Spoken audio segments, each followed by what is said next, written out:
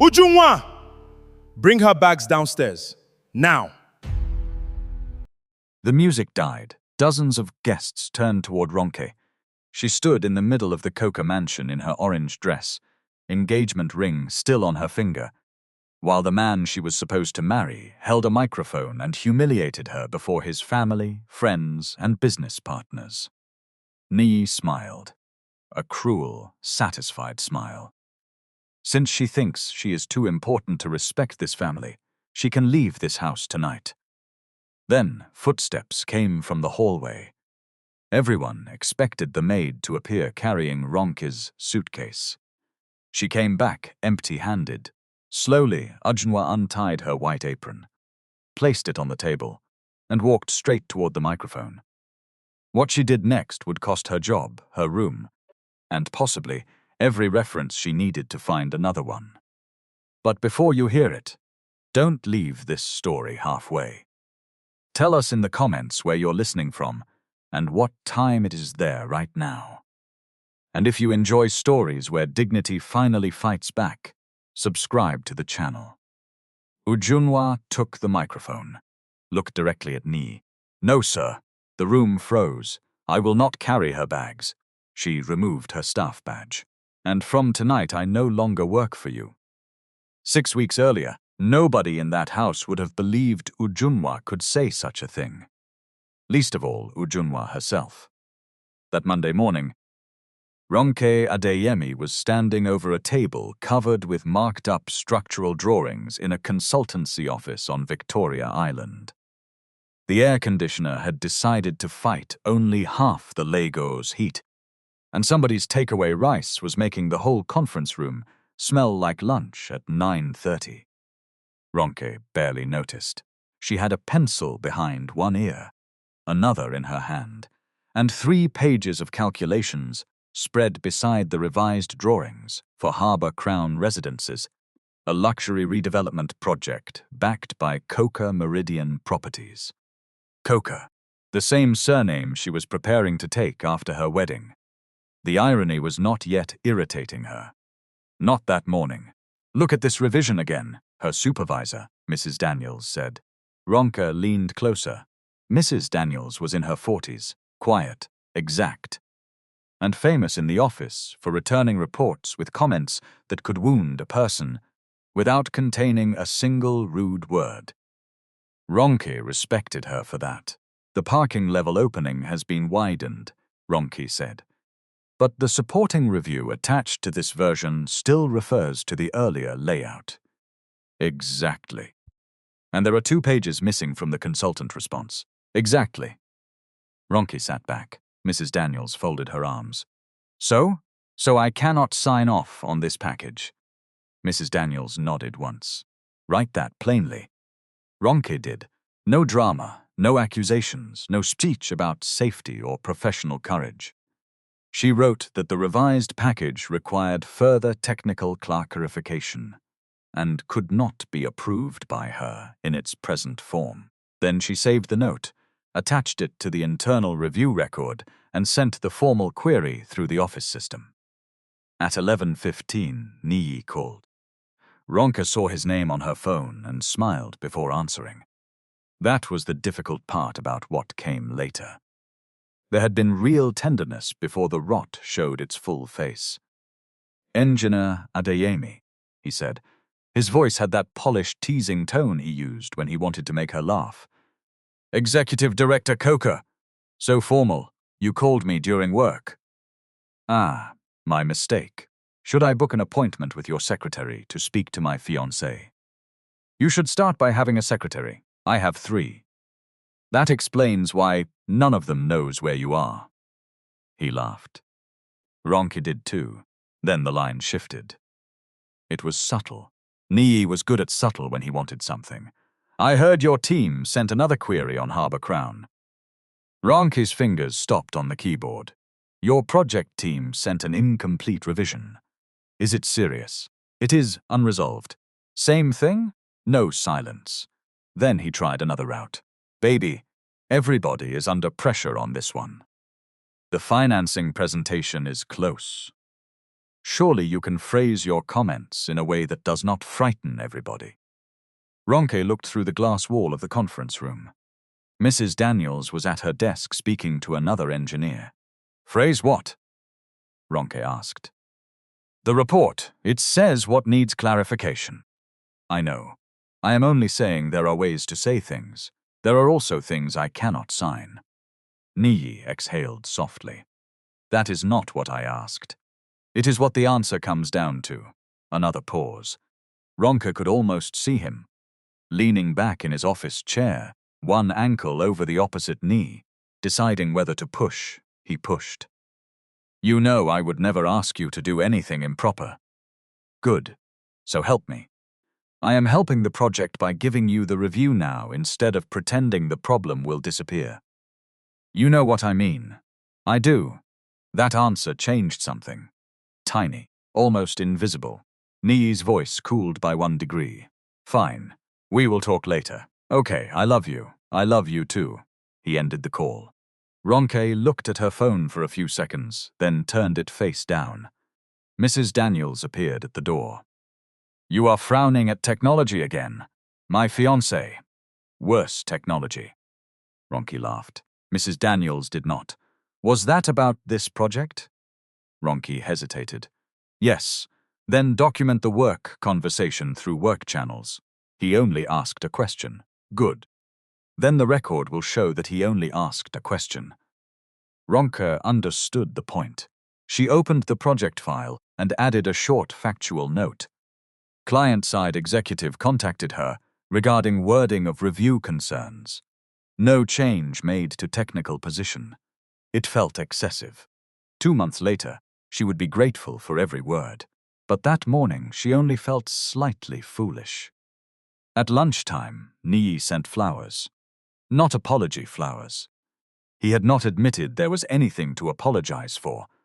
Just flowers. A large arrangement that blocked half the reception desk. The card said, For the stubborn woman I am still marrying. Ronke read it twice. She smiled despite herself. Then she put the card in her handbag instead of on her desk. That weekend, she moved temporarily into the Coker family residence in Ikoyi. Not because she planned to live there after marriage. She and Niyi had already rented a separate apartment that was being renovated. But the engagement dinner was approaching. Both families had relatives coming in and out of Lagos. And Bode Coker had insisted there was no sense in Ronke spending hours in traffic every evening when the house had more empty rooms than some hotels. The Coker residence did not look like a home that needed to prove anything. That was what made it impressive. No gold lions at the gate. No ridiculous fountain. No walls covered in imported marble, simply because marble was expensive. It was old wealth trying not to shout. Wide rooms, high ceilings, mature trees. Staff who knew exactly how quietly to move when guests were present. Ujunwa had worked there for almost 7 years. She was 38. Broad-shouldered, careful with her hands, and faster than anyone in that house at noticing what was about to go wrong. A glass too close to the edge of a table, a guest looking for the washroom but too proud to ask. Bode Coker reaching for the sugar bowl after his doctor had already told him to reduce it. Niyi coming home in a mood that made everybody suddenly remember work elsewhere in the house. Ujunwa noticed. She rarely announced that she had noticed. That was part of how she had kept the job. On Ronke's first evening there, Ujunwa showed her the upstairs guest suite. Madam, the wardrobe on this side is empty. I put extra hangers there. Thank you. And please, Ronke is fine when it is only us. Ujunwa gave her a small smile that said she had heard this kind of request before. Okay, Madam Ronke. Ronke laughed. You negotiated. I am working. That is true. Ujunwa put a folded towel on the bed. Dinner is 7:30. Chief likes everybody down before 8 when he is eating at home. Chief? Mr. Coker. Does he know you call him Chief? Everybody calls him Chief when he is not there.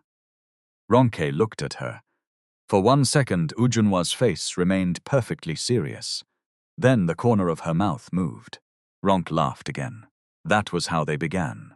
Not with rescue, not with confession, with a joke too small to matter. The next morning, Ronke came downstairs early and found Ujunwa eating bread beside the service corridor with a cup of tea balanced on a plastic stool. "Good morning." Ujunwa stood immediately. "Good morning, madam. Please sit. I am just looking for coffee. I will make it." "You are eating. I can make it." Ronke opened a cupboard. Ujunwa watched her for 3 seconds. "Madam, not that one." Ronke stopped. "What is inside?" "Cleaning things." Ronke shut it. "Then perhaps I should allow the professional." Ujunwa smiled and rose. The coffee machine was on the other side of the kitchen. While it heated, Ronke noticed a printed schedule pinned near the service entrance. Names, days, shifts. Some squares had been crossed out and rewritten in pen. "Your day off changed?" Ronke asked. Ujunwa glanced at the sheet. "Again, how many times?" "Madam, it is not a problem." Ronke heard the sentence for what it was. A door closing politely. She did not force it open. "Okay." Ujunwa placed the mug in front of her. "Sugar. No good. Chief will finish all of it himself." This time, both women laughed. Later that afternoon, Ronke was in the upstairs sitting room answering emails when she heard Niyi in the corridor. "Ujunwa." "Yes, sir. Why has the driver not collected my shirts?" "He said he was sent to the airport, sir." "By who?" Mrs. Coker told him. "My mother is not here, so who is managing this house today?" Ujunwa lowered her voice. Ronke could not catch the answer. Niyi's came back clearly. "I do not want explanations. I want solutions." Then footsteps. A door closed. 10 minutes later, Ujunwa entered with fresh sheets for the guest room. Ronke looked up. "You okay?" "Yes, madam." The answer came too quickly. Ronke let it go. She had known Niyi for 3 years. He could be sharp under pressure, impatient, demanding. He had never hit her. He had never called her names in private. He did not check her phone or tell her which friends she could see. Those were the obvious things people warned women about. Niyi was not obvious. He believed in freedom when freedom did not inconvenience him. That distinction had not yet become clear to Ronke. By the end of that week, it started to. On Friday night, they sat on the balcony after dinner while the city hummed beyond the compound walls. Niyi poured sparkling water into 2 glasses. "How was work?" he asked. "Busy. Harbor Crown." Among other things, he gave her 1 glass. "My team says your firm is holding the revision. My firm says your team has not answered all the queries. My team says the outstanding items are minor. Then they should be easy to answer." He looked at her. Ronke drank her water. "You enjoy this." "What?" "Being difficult." She lowered the glass. "That is an odd thing to say. You know what I mean?" "No." "I know what you are implying."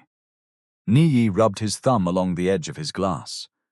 "I am trying to deliver a difficult project. You are my fiancé. I should not have to fight through you as well." "Through me?" "You know what I mean. You keep saying that when you do not want to say the actual thing." His jaw tightened. "Fine. The actual thing is this. We are building a life together. I need to know that when things are complicated, you are on my side." Ronke stared at him. "I am on your side. Then act like it." "No." The word landed harder than she intended. Niyi blinked. Ronke continued more quietly. "You do not get to define being on your side as agreeing with you at work. It is not about agreeing. It is exactly about agreeing. You are twisting it. And you are asking me to prove love by softening professional judgment." "I said nothing about professional judgment. You called me because of a report." Niyi stood. For a moment, Ronke thought he would walk away. Instead, he put both hands on the balcony rail and looked into the garden. "When we marry," he said, "this constant line you draw between your life and mine cannot continue. Ronke watched his back. What line? This. Your work, my work. Your decisions, my family. Everything has boundaries with you. Yes. He turned. You think that is normal? I think it is healthy. He laughed once without humor. Marriage is not a consultancy contract, Ronke. No, which is why I would like to enter it without hidden clauses. For the first time that evening, he looked genuinely hurt. That softened her. It always did. She stood and went to him. Niyi! He did not move. She touched his arm. I am not fighting you. It feels like it. I am protecting something I worked very hard to become. And what do you think I am protecting? She had no answer ready. He looked at her then, not angry, tired, almost frightened. My father thinks I am not ready, he said. There it was. The thing underneath the thing. Ronke knew Niyi Coker had been slow to hand Niyi more authority. Niyi was 34 and already an executive director, but in that family, titles were easier to give than trust. Did he say that? She asked. He does not need to. Niyi, I know how he looks at me when something slips. Harbor Crown has to land properly. This is not just another project. Ronke squeezed his arm. I understand. Do you? Yes. He covered her hand with his. For a minute, the argument seemed finished. Then he said, So help me. Ronke pulled her hand away. Not dramatically, just enough. I can help you without lying for you. Niyi's face closed. That was the first night they slept in separate rooms while living under the same roof. The following Monday, Ujunwa's pay was short, not by enough to create a scene in a wealthy house, enough to matter to her. She stood in the service pantry with a folded payslip in one hand and her phone in the other, calculating twice because she did not trust the first answer. The figure was still wrong. The house administrator had deducted 2 days for absence. Ujunwa had not been absent. Her scheduled off days had been moved twice because guests were staying over, and the second move had left her with 2 days when she had not been called in. She went downstairs to ask about it. The administrator was not there. Niyi was. He had come into the back office looking for a courier envelope. Ujunwa hesitated at the door. Sir, what? My pay. There is a deduction. He did not look up from the cabinet he was opening. Talk to the administrator. She is not here. Then talk to her when she comes. Yes, sir. She should have left. Instead, she held the payslip a little tighter. Sir, they marked 2 days as absence.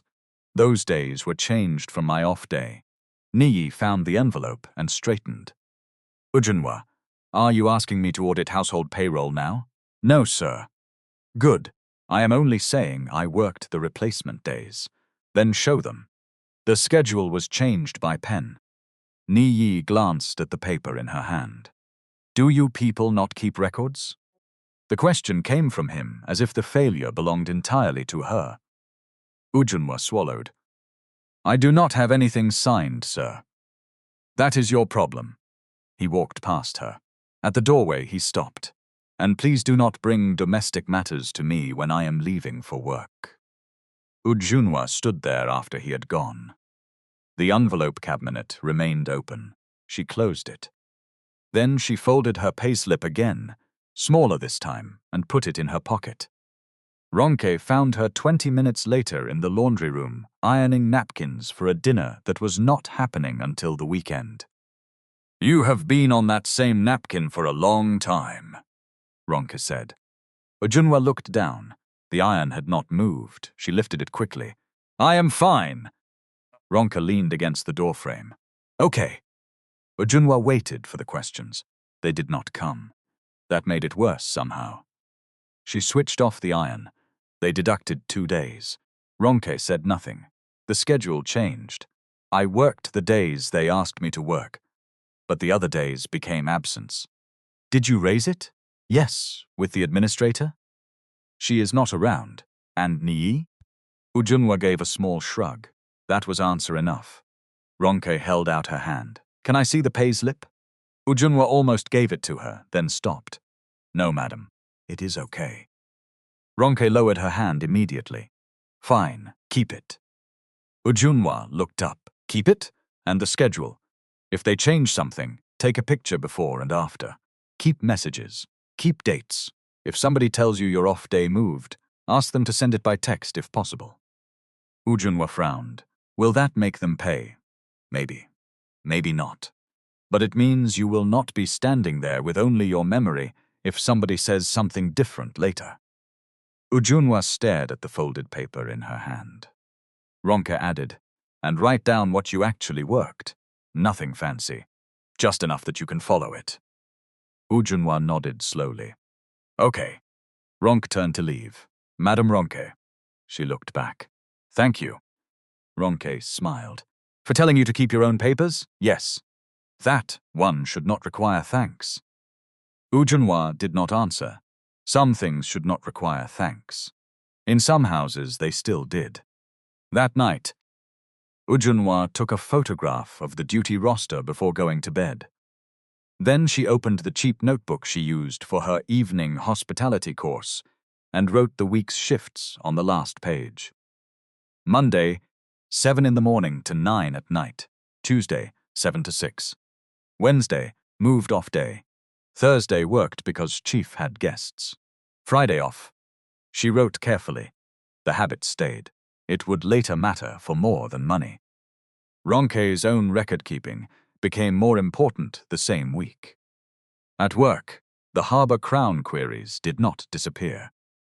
The project team sent another revised package. Some responses were complete.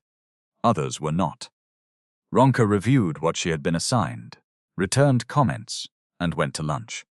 When she came back, Mrs. Daniels was waiting beside her desk. Come with me. Ronke followed her into the meeting room. Mrs. Daniels shut the door. Did you ask to be removed from Harbour Crown? No. Did you tell anyone at Coker Meridian that another engineer should review your comments?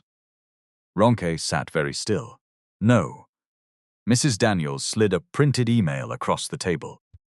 It had been sent from a client-side project manager to Mrs. Daniels that morning. The wording was polite. Would it be possible, given Ronke Adeyemi's personal relationship with Executive Director Niyi Coker, to have another engineer independently revisit the outstanding comments in order to avoid perceived conflict? Ronke read the sentence twice, then a third time. Where did this come from? The project manager says the concern was raised internally on their side. By who?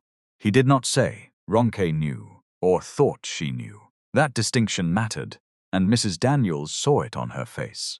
Do not guess in writing, Mrs. Daniels said. I was not going to. Good.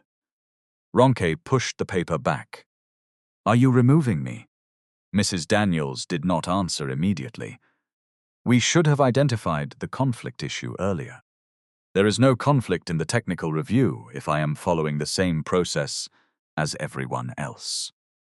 I agree, but perception matters to clients. And now the client is creating the perception. Mrs. Daniels lifted one hand. Careful. Ronke pressed her lips together. That was the second thing she respected about Mrs. Daniels. The woman did not confuse sympathy with permission to be sloppy. Mrs. Daniels continued. I am not removing you from the technical work today, but I am assigning a second reviewer to the outstanding items. That protects the firm. It also protects you. Ronke hated that the decision made sense. Fine. And Ronke, yes? Any client-side communication about this project stays on official channels from now on. No calls, no private messages. If Niyi wants to discuss the project, refer him to me. Ronke looked at the glass wall. Understood. That evening, Niyi met her at a restaurant in Victoria Island. He had already ordered for both of them. Ronke noticed because he had chosen grilled fish for her, which she liked, and because she had not told him she wanted fish. A small thing. Usually caring. That night, it annoyed her. He kissed her cheek when she sat down. You look tired. Work. Let me guess. Please do. Niyi looked at her more carefully. What happened? Ronke placed her handbag beside her chair. Someone at Coker Meridian asked my firm to reconsider whether I should be reviewing Harbour Crown because of my relationship with you. Niyi reached for his water. Reasonable question. Ronke's stomach tightened. You knew. I knew it was being discussed. Did you raise it? I asked whether it made sense to have somebody with no personal connection review the comments. You did. Ronke, listen. No, you listen. The waiter approached with bread. Ronke stopped speaking. Niyi smiled at the waiter, thanked him, waited until he left. Then his smile vanished. You are making this bigger than it is. You tried to go around me. I tried to remove a conflict. The conflict only became a problem after I refused to soften my review. That is unfair. Is it? Yes. He leaned forward. You think I am trying to sabotage you because you annoyed me? I think you wanted a different answer and tried to find another route to it. That route is normal project management. Then why did you not tell me? He opened his mouth, closed it. Ronke watched him. There were moments in relationships when one person could save a great deal by telling one ugly truth. Niyi had one of those moments. He could have said, because I knew you would object. He could have said, because I panicked. He could even have said, because my father is watching this project and I wanted control. Instead, he reached for dignity, his own. I do not need your permission to manage my company. Ronke sat back. There it was. You are right, she said. The calm in her voice bothered him more than shouting would have. And you do not need mine to manage yours. No, but you will not use our engagement as a lever over my work. I did not. You did, Ronke. You did. He looked around the restaurant. Nobody was watching them. Still, he lowered his voice. Must everything with you become a principle? Only things that are principles. He laughed bitterly. You see why people find you difficult? Ronke felt that one. Not because it was loud, because it sounded rehearsed. Which people? Niyi looked away. That is not the point. Which people, Niyi? He picked up the menu though they had already ordered. Forget it. Nubba. Ronke, you said people find me difficult. Which people? He put the menu down. My mother thinks you are too career-minded. My aunt says you speak to older people like colleagues. Some people in the company think you enjoy proving you are not impressed by the family. Ronke was quiet. A plate clinked somewhere behind her. Niyi softened his voice. I am telling you because I love you. No, you are telling me because you want me to become easier for you. That is not fair. Stop using fair when you mean comfortable. The food arrived. Neither of them touched it for several minutes. Finally, Niyi said, after we marry, you cannot keep behaving like you are separate from me. Ronke looked at the fish he had ordered without asking. I am separate from you. He stared at her. I am also with you, she added. Those are not the same thing. He shook his head. You make marriage sound like a joint venture with exit clauses, and you make it sound like acquisition. That ended dinner. They drove back separately. At the house, Ronke found Ujunwa in the upstairs corridor replacing flowers in a vase. Ujunwa glanced at her face and wisely did not ask how dinner went. Madam, your aunt called the house line. She said your phone was not going through. Thank you. Ronke took 2 steps toward her room, then stopped. Ujunwa, yes, madam? Do you think I am difficult? Ujunwa's eyes widened. Ronke almost laughed. Forget I asked. No, madam. No. You do not think I am difficult? No. I will forget you asked. Ronke laughed despite everything. Ujunwa allowed herself a smile. Then Ronke went into her room and closed the door. She called her aunt back. She did not tell her about dinner. Not yet. The next 2 weeks moved like that. Nothing dramatic enough to end an engagement. Everything sharp enough to damage one. Niyi apologized for involving the project team without telling Ronke. But his apology contained a defense. I should have told you first. But the concern itself was legitimate. Ronke accepted the first half and rejected the second. They went to a family lunch and behaved normally. He held her chair. She passed him stew. His father discussed oil prices with an uncle and never noticed the distance between their hands on the table. Then Niyi took Ronke to see the apartment they planned to move into after the wedding. The renovation was nearly finished. New cabinets, fresh paint, empty rooms carrying the smell of sawdust and possibility. For 20 minutes, Ronke remembered why she had said yes to him. They stood in the future bedroom, arguing over where a reading chair should go.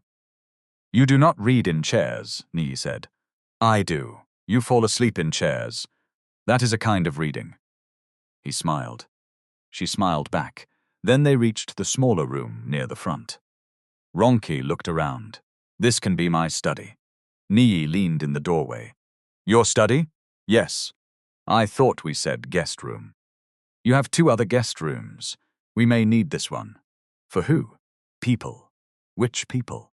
Ronke, must we schedule imaginary guests? She ran her hand over the windowsill. I work from home sometimes. This room has good light.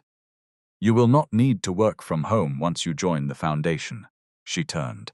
I am not joining the foundation. Niyi frowned. We discussed it. You discussed it. I suggested it. And I said I like my job. You said you would think about it. I thought about it. He pushed himself away from the doorway. Why are you determined to keep running around construction sites after we marry? Ronke stared at him. Running around? You know what I mean. No, explain it. He sighed. I mean, you do not have to struggle anymore. I am not struggling. You spend hours in traffic. You come home exhausted. You deal with contractors, site people, deadlines. For what? For my profession. You can use your skills at the foundation. Doing what? We can create something. Housing initiatives, community projects. You would have a team. Would I report to you? He laughed as if the question were ridiculous. That is what you heard. Would I? The foundation reports through the family office which you oversee. So, no. Niyi's face changed. Not much. Enough. This pride will tire you one day. Ronke looked around the room she had imagined as her study. A rectangle of afternoon sun lay across the floor. For the first time, she could picture herself living in the apartment and becoming smaller inside it. The picture frightened her. She walked past him. Where are you going? Home. This is home. No. She stopped at the end of the corridor and looked back. This is an apartment we are renovating. Home is something else. Niyi did not follow her. At the bottom of the stairs, Ronke opened her phone and ordered a ride. She could have called the Coker driver. She did not. That evening, Coker asked Niyi why Ronke had left the apartment alone. Niyi said they had argued about furniture. Bode looked at him over his reading glasses. Furniture? Yes. Then you are either lying or too foolish to understand your own argument. Niyi's mouth tightened. His father returned to the document in his hand. Which one? Niyi asked. Which one what? Lying or foolish? Bode did not look up. You tell me. That sentence followed Niyi all the way upstairs. By morning, his anger had found somewhere easier to go. The Harbour Crown team. The unresolved review. Ronke. The next revision meeting was held at Coker Meridian's office in Lekki. Ronke did not attend alone. Mrs. Daniels sat beside her, and another engineer from the consultancy joined by video call. Across the table were the project manager, 2 design consultants, and Niyi. That mattered. Niyi could not turn the room into their relationship without everybody noticing. So he did not. He was controlled, professional, almost charming. For 40 minutes, the meeting was exactly what it should have been. Clarification, responses, questions. 1 item was closed. 2 remained open. Ronke spoke only when necessary. Then the project manager reached the final point. The client would like the review note issued this week. Mrs. Daniels glanced at Ronke. Ronke looked at the revised response. If the outstanding supporting information comes in and the second reviewer agrees, that is possible. Niyi folded his hands. And if it does not, then the note will say it remains outstanding. His eyes stayed on her. Even if the issue is considered minor by the design team, the design team can record that view. I am asking for yours. My view is already in the comments. The room became quiet in the particular way. Rooms become quiet when everybody realizes a conversation has another conversation inside it. Mrs. Daniels broke the silence. We will issue our position based on the completed review.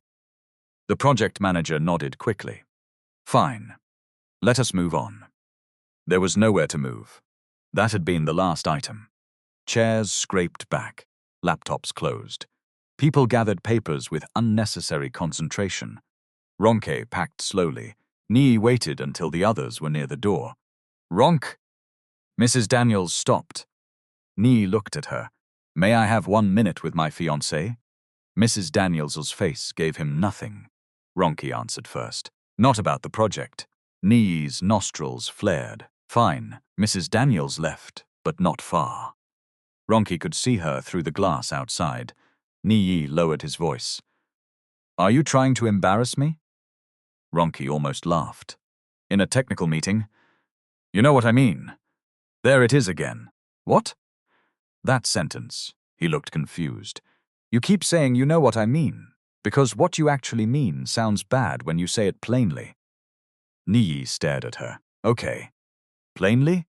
My father is watching this project. The board is watching it. We have already lost time, and my own fiancée sits across from me in meetings, behaving like she enjoys making my job harder. I do not enjoy this. It does not look that way. What would make it look different? If I signed. If you used judgment. I am. You are hiding behind procedure. Ronke picked up her folder. No, Niyi. Procedure is the one thing keeping this conversation from becoming what you want it to become. And what is that? A test of whether I love you enough to stop being good at my job. His face hardened. You think very highly of yourself. I think highly enough not to put my name on work I cannot defend. She walked out. Mrs. Daniels did not ask what had been said. In the car park, she only held out her hand. Your notes from the meeting. Ronke gave her the folder. Send me the clean version before close of business. Ronke nodded. Then Mrs. Daniels said, and do not delete private messages from him if they relate to work. Ronke looked at her. You think this is going somewhere. I think people become careless when personal and professional pressure mix. I prefer records to memory. Ronke thought of Ujunwa's payslip folded in a pocket. The same lesson. Different floor of the same city. That night, Niyi did not come home until after 11. Ronke was still awake in the guest room. Her phone buzzed. A message from him. I am downstairs. Come and talk to me. She read it. Did not move. Another message, please. That one got her up. He was in the dark sitting room with only a lamp on beside the sofa. His tie was loose. His jacket lay over a chair. For once, he did not look like a Coker executive or the son of a billionaire. He looked like a man who had not slept properly in days. Ronke sat opposite him. Niyi rubbed his face. I am sorry, she waited. For today. Which part? He gave a tired laugh. You do not make apology easy. It should not need engineering. That made him smile properly. For a second, there they were again. The old version of them. He leaned forward. I should not have said you were embarrassing me. Okay. I am under pressure. I know. My father asked me this morning whether I can carry Harbour Crown without him stepping in, and I said yes. Ronke looked at him. Niyi's hands were clasped between his knees. He still treats me like I am 24, he said. Every mistake becomes evidence that I am not ready. Every delay becomes a question about whether somebody else should take over. So you cannot afford the delay. No. And you think I am causing it. I think you could help reduce it. Ronke's shoulders dropped. Niyi, I know. No, you do not know. Listen to me. He did. If I make a professional decision because I am scared of disappointing you, that does not strengthen us. It contaminates everything. What happens next time? What happens when the decision is bigger? What happens when we disagree about money? About family? About children? Niyi looked away. Ronke continued. I need to know that I can say no to you and still be safe with you. He turned back. Safe? Yes. I have never threatened you. You do not have to threaten me with violence for pressure to be pressure. His face changed again. There was offense in it now. Do you hear how you talk about me? I am telling you what I need. You are comparing me to some abusive man. I did not use that word. You did not have to. Ronke stood. Niyi stood too. See? He said. Every difficult conversation, you turn it into a courtroom. And every boundary, you turn it into rejection. They faced each other across the coffee table. Neither moved. Then Niyi said something quieter. Maybe you do not want this marriage as much as I do. Ronke felt the sentence in her chest. He saw that it landed. He regretted it, not enough to take it back. She picked up her phone. I am going upstairs. Ronke. Good night. She left him there. The next morning, Ujunwa found him asleep on the sofa. She covered him with a light throw and went to the kitchen. That was her job. She did not know what had been said. She did not know about Harbour Crown. She knew only that Ronke came downstairs with swollen eyes and asked for coffee without breakfast. Ujunwa put 2 pieces of toast beside the cup anyway. Ronke ate one. Neither woman mentioned it. 3 days before the engagement dinner, the technical review reached the point Niyi had been waiting for. The project team had answered enough of the earlier queries to close most of them. One remained. Not a catastrophe. Not a building about to collapse. A design change that required additional confirmation before Ronke and the second reviewer were comfortable closing it. That distinction mattered. Niyi did not hear it. He heard only delay. At 4 that afternoon, Ronke received a private message from him. Can you call me? She replied. If it is about Harbour Crown, please email Mrs. Daniels or call the office. His answer came immediately. I am talking to my fiancé. Ronke stared at the screen. Then another message. I need you beside me on this, 1 signature. We sort the rest after. Ronke's fingers went cold. She took a screenshot, then hated herself for taking it. It felt like betrayal. She had never imagined love would make evidence out of ordinary messages. She typed slowly. I cannot sign something I cannot defend. Please do not ask me again privately. 3 dots appeared. Disappeared. Appeared again. Finally. Understood. Nothing else. At the Coker house, Niyi read that message while standing beside the dining room, where decorators were testing lighting for the engagement dinner. Ujunwa was carrying folded table linen past the doorway. Niyi called her. Ujunwa! Yes, sir! He looked at the orange fabric draped over one of the chairs, part of the color plan Ronke had chosen for the evening. Madam Ronke's things are still in the guest suite? Yes, sir. All of them. I do not know, sir. He tapped his phone against his palm. If I call you during the dinner tomorrow, I want you to go upstairs. Ujunwa waited. Bring her suitcase down. Ujunwa frowned. Sir? The large brown one in the wardrobe. Put whatever is still here inside and bring it downstairs. She stared at him. He stared back. When you call me? Yes. In front of the guests? Niyi's eyes narrowed slightly. I did not ask you to manage the guest list. No, sir. Then do what I asked. Ujunwa's hands tightened around the linen. What if Madame Ronke is still using the things? Then she can collect them from the gate. Ujunwa said nothing. Niyi stepped closer. You are not paid to understand my decisions. You are paid to do your work. Yes, sir. He walked away. Ujunwa remained beside the dining room. The linen was warm against her arms from the press. One napkin slipped to the floor. She bent to pick it up. Her fingers shook. That frightened her more than Niyi's voice had. She had received bad instructions before. Work late. Cancel your off day. Serve people who would not look at you while asking for water. Stand at the door until guests leave. Smile. Do not answer back. But this was different. This was not housekeeping. This was theater. And he wanted her in the cast. That evening, Ujunwa sat on the edge of her narrow staff room bed with her course notebook open. She was halfway through a part-time certificate in hospitality supervision.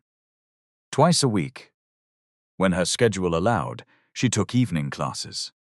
Sometimes she joined online when transport or work made it impossible to attend in person. The course was not glamorous.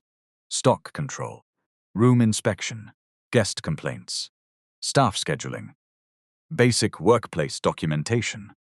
She loved it, not because she wanted to escape domestic work, as if domestic work were shameful. She wanted choices. There was a difference. Inside the back cover of the notebook, she kept a list of places she planned to apply after completing the course. 3 hotels, 2 serviced apartment companies, 1 boutique guest house in Ikeja, whose housekeeping supervisor had spoken to her class. She looked at the list, then at the photograph of the duty roster in her phone, then at her bank balance. If she lost the Coker job, she would lose the room attached to it. She would lose steady pay. She might lose the reference she had expected after 7 years. Her younger sister in Enugu had already asked whether Ujunwa could help with school fees for one of the children that term. Her course fee for the next module was due soon. Ujunwa put the phone down. God, she said quietly. This one is not funny. No answer came. She lay back on the bed fully dressed. At 11, she sat up again.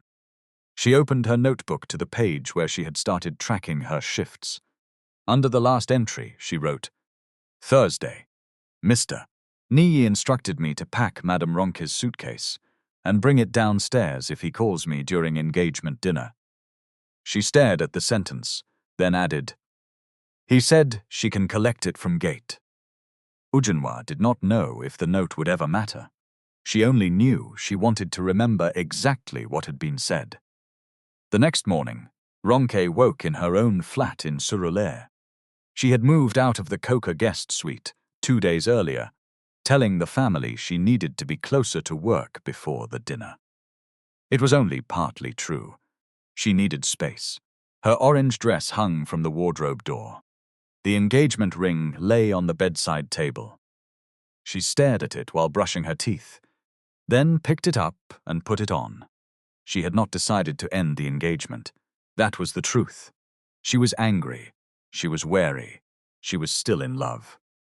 Human beings often hold those things at the same time, and then wonder why leaving takes longer than outsiders think it should.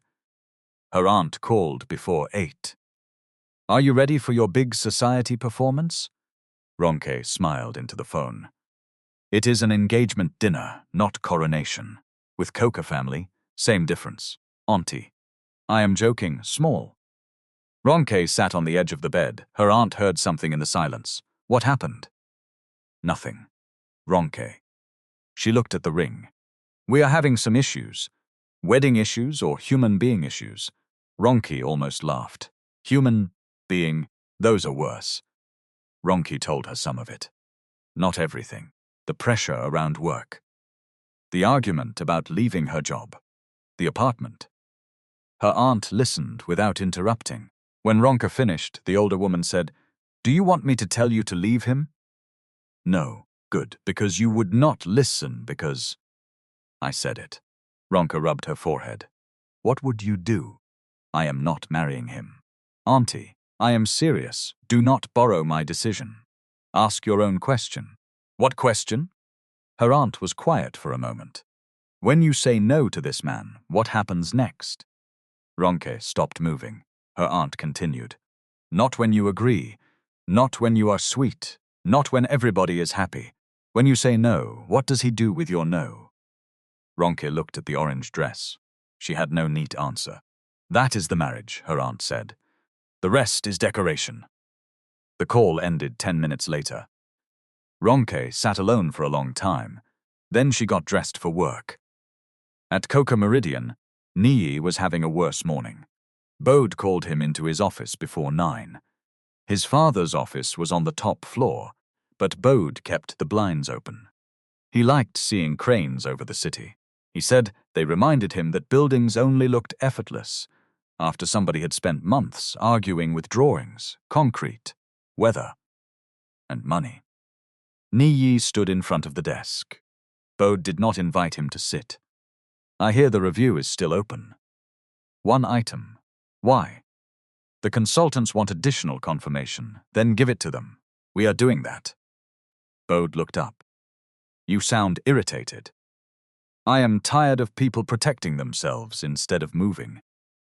That is what consultants are paid to do when your project asks them to put their name on something. Niyi's jaw tightened. You are taking their side. There are no sides in a technical review unless somebody turns it into a fight. Niyi looked away. Bode watched him. Is Ronke involved in this? Niyi said nothing.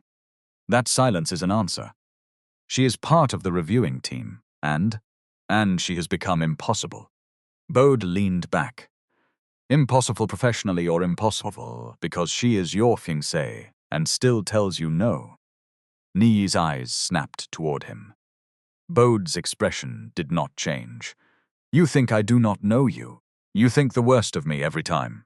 No. I think you confuse being challenged with being disrespected. Niyi laughed once. Coming from you, Bode accepted the hit. His face barely moved, but he accepted it. Yes, coming from me. The room went quiet. There were old things between father and son that Ronke knew only in pieces. Bode had built Coca Meridian from a small contracting business into a property group. Niyi had grown up watching him reward excellence and punish error with the same cold discipline. When Niyi joined the company, nobody was allowed to forget he was the founder's son, especially Bode. For years, Niyi had worked twice as hard to prove he deserved half the trust. Then, somewhere along the way, proving himself had become needing to win. Bode looked back at the document on his desk. Close the review properly. I will. And leave your engagement out of it. Niyi turned toward the door. His father added, Tonight is supposed to be about welcoming Ronke into the family. Do not bring office quarrels to my house. Niyi stopped. Yes, sir. He left. By 7 that evening, the Coca residence was full. Cars rolled through the gate one after another. So security men guided drivers toward parking spaces. The garden lights came on beneath the trees.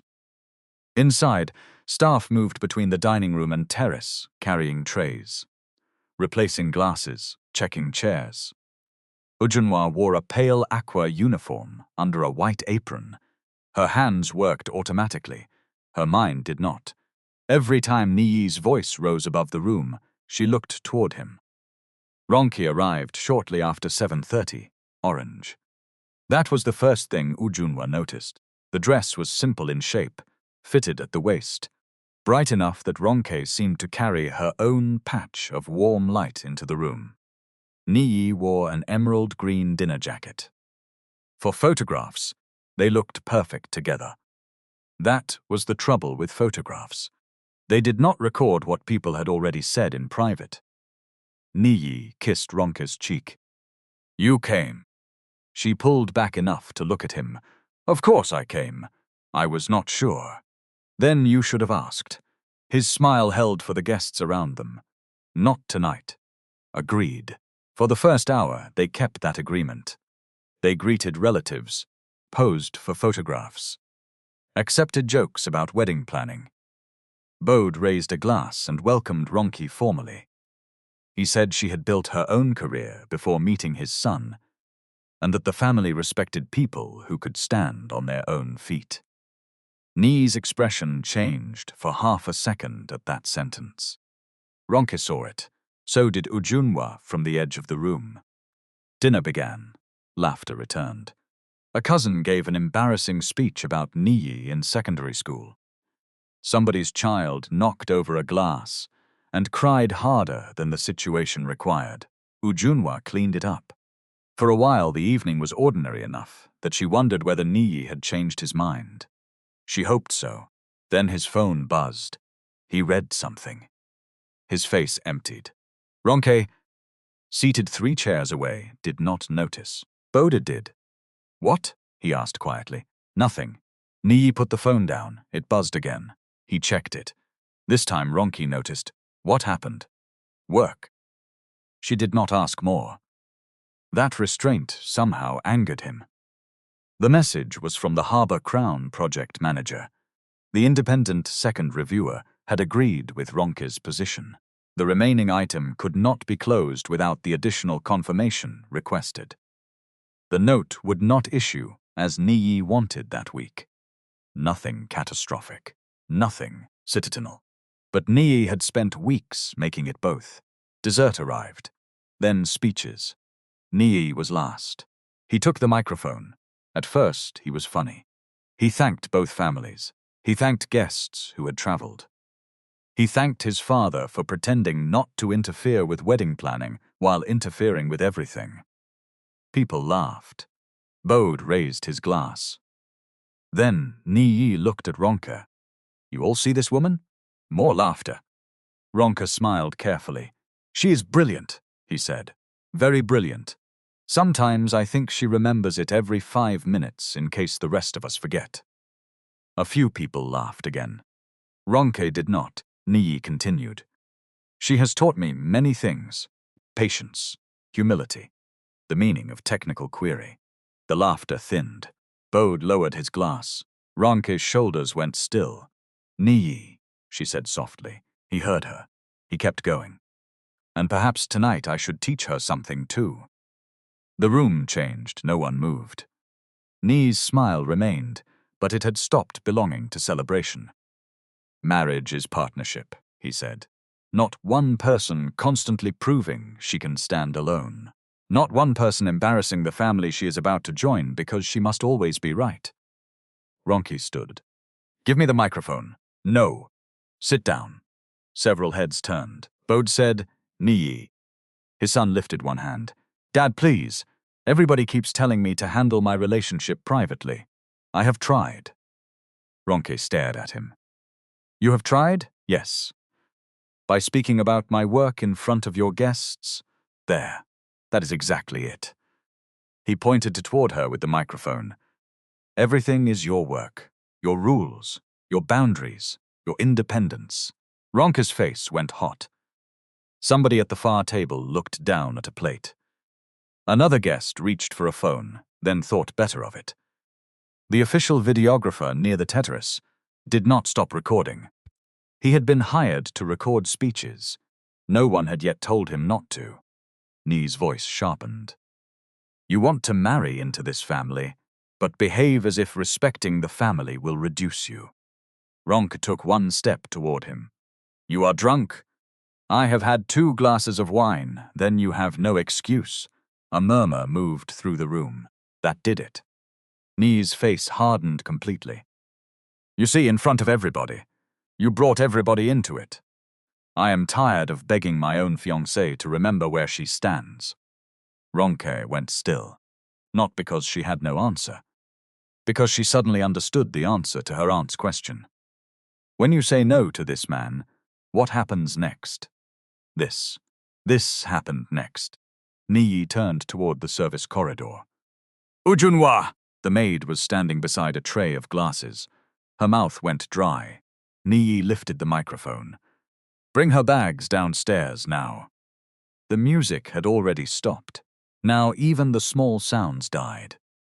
Ronke looked at him as if she had never seen his face before. Niyi smiled. a cruel, satisfied smile. Since she thinks she is too important to respect this family, she can leave this house tonight. Ujunwa did not move. Niyi looked at her. Did you hear me? Yes, sir. Then go. Ujunwa walked toward the hallway. Every step felt wrong. She passed the stairs, past the doorway to the service corridor, stopped beside the small console table where staff kept spare napkins and serving cloths. Her hands found the knot at the back of her apron. She stood there for 3 seconds, maybe 4, long enough to think of rent, course fees, her sister. 7 years, a reference. Then she untied the apron, folded it once, not neatly. For once, not neatly. She set it on the table, removed the staff badge clipped to her uniform, and walked back into the dining room empty-handed. People noticed the apron before they noticed her face. White cloth on polished wood, a small thing. Wrong place, wrong time. Ujunwa walked past 2 tables and stopped beside Niyi. He looked at her empty hands. Where are the bags? She reached for the microphone. Niyi pulled it back instinctively. What are you doing? Ujunwa's voice was low. Please, sir. The room had become so quiet that the request carried anyway. Niyi looked around. He seemed to remember the audience only then. Perhaps he thought, refusing a maid the microphone would look worse than letting her say 1 sentence. He handed it over. Ujunwa held it with both hands. She had never spoken into a microphone before. The first breath came back at her through the speakers. She flinched, then looked at Niyi. No, sir. The words were almost gentle. The room froze. I will not carry her bags. Niyi stared at her. What? Ujunwa removed her badge and placed it beside the microphone stand. And from tonight, I no longer work for you. A woman near the back whispered, Jesus. Niyi gave a short laugh. Not because anything was funny, because disbelief needed somewhere to go. Ujunwa, stop this nonsense and go upstairs. She shook her head. No, sir. Do you know who you are speaking to? Ujunwa's fingers tightened around the microphone. Yes. That answer struck harder than if she had insulted him. Niyi stepped closer. You want to lose 7 years of work because of something that does not concern you? Ujunwa looked at Ronke. Ronke's hand was hanging beside her dress. The ring on it caught the warm light. Then Ujunwa looked back at Niyi. You made it concern me when you told me to carry the bag. A few guests shifted in their seats. Niyi's face darkened. You are staff. Yes, sir. You are paid to follow instructions. I am paid to clean, serve, arrange the house, help with guests. I am not paid to shame somebody for you. Her voice trembled on the last word. She heard it. So did everyone else. She did not stop. You told me yesterday that if you called me, I should pack Madame Ronke's things, bring the suitcase here, and she could collect it from the gate. Ronke's head turned sharply. Yesterday? Ujunwa nodded. Niyi reached for the microphone. That is enough. Ujunwa stepped back. For the first time, Bodhi stood. Niyi, 1 word. His son stopped. Bode's voice was quiet. Did you instruct her yesterday? Niyi looked at his father. This is between Ronke and me. That was not my question. Dad, not now. Ronke laughed. It was a small, shocked sound. Everybody looked at her. She touched the ring on her finger. Then she pulled it off. Niyi's face changed immediately. Ronke!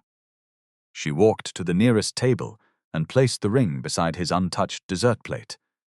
She did not throw it, did not slap him, did not raise her voice. You wanted everybody to know my place, she said.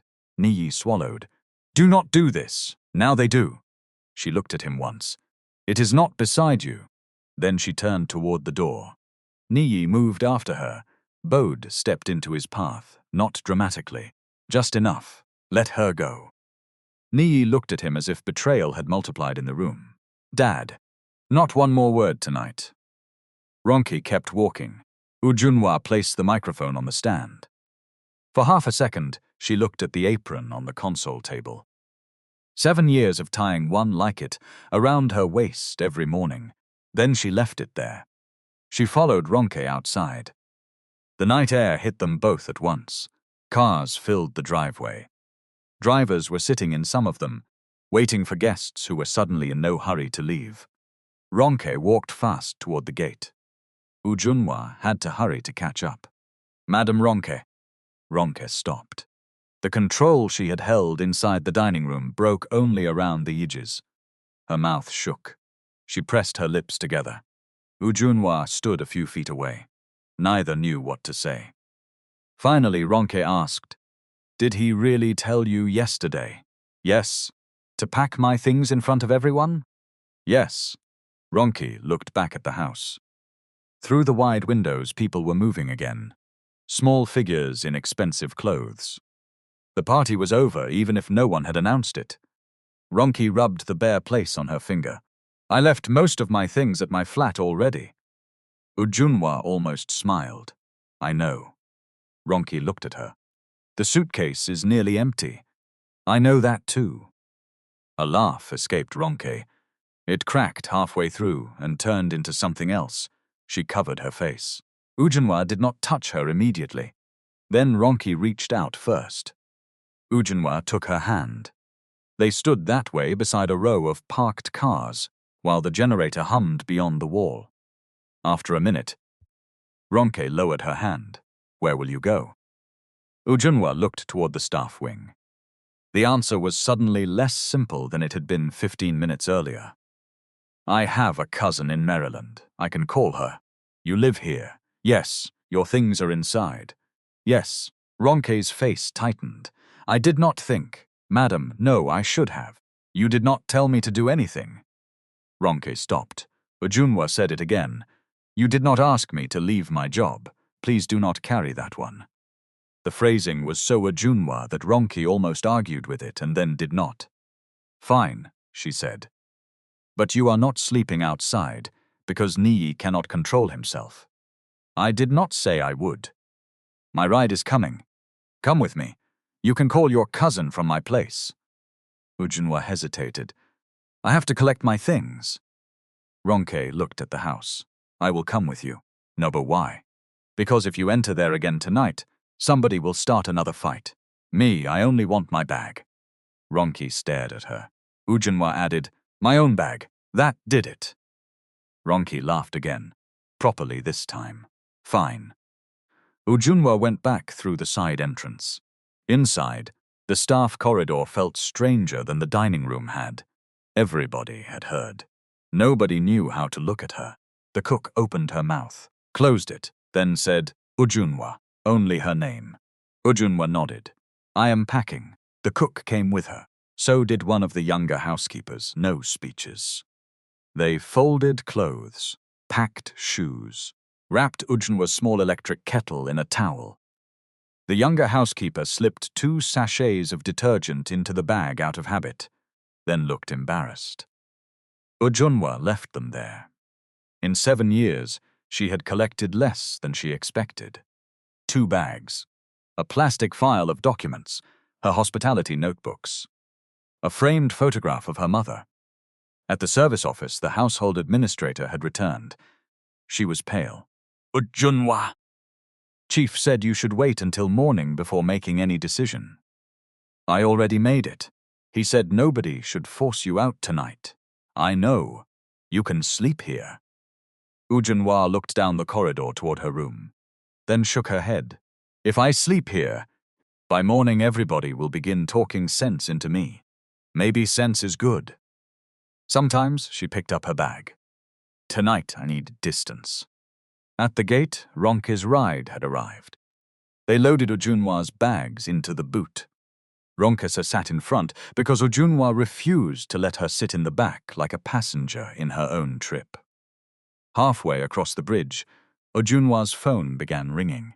House administrator. She ignored it, then bowed. She stared at the name. Ronke noticed. "You can answer." Ujunwa did. "Good evening, sir. Where are you?" "In a car, sir." "I can hear that." "Are you safe?" "Yes, sir." "Good. You will be paid everything due to you. Whatever happened tonight, Nobody will hold your wages.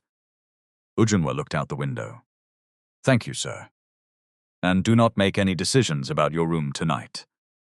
We will arrange time for you to collect anything remaining. I have collected my things. Bode was silent. All of them, yes, sir. Another silence. Very well. He sounded older than he had at dinner. Good night, Ujunwa. Good night, sir. She ended the call. Ronke stared ahead. What did he say? That they will pay me.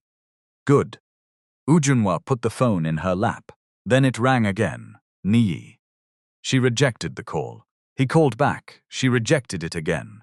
A message appeared. You have made a serious mistake. Ujunwa read it once, then took a screenshot. Ronke noticed and looked at her. Ujunwa shrugged. You said keep records. For the first time that night, Ronke smiled without pain getting there first. Good. At Ronke's flat, they made tea at 1 in the morning. Neither wanted food. Ujunwa called her cousin, who said she could stay as long as needed, but asked her to come the next day because the children were asleep and the flat was crowded. So Ujunwa slept on Ronke's sofa.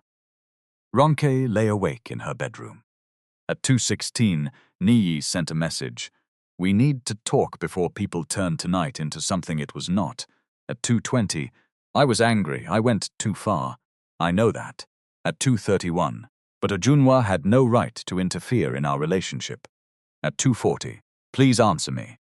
Ronke read every message. She answered none. At 3, she removed Niyi's contact photograph from her phone because seeing his face every time a message came was making her physically tired. She did not block him. Not yet. At 7 the next morning, a clip from the dinner reached her. It was 28 seconds long. It began with Ronke already standing. Niyi's earlier remarks were missing. The clip caught her saying, You brought everybody into it. Then Niyi, I am tired of begging my own fiancé to remember where she stands. Then Ronke removing the ring. The person who sent it was a former university classmate with one line underneath. Is this you? Ronke watched it twice. The framing made her look furious. Maybe she had been furious. But the clip began too late to explain why. She put the phone down. Ujunwa came from the bathroom wearing yesterday's clothes. What happened?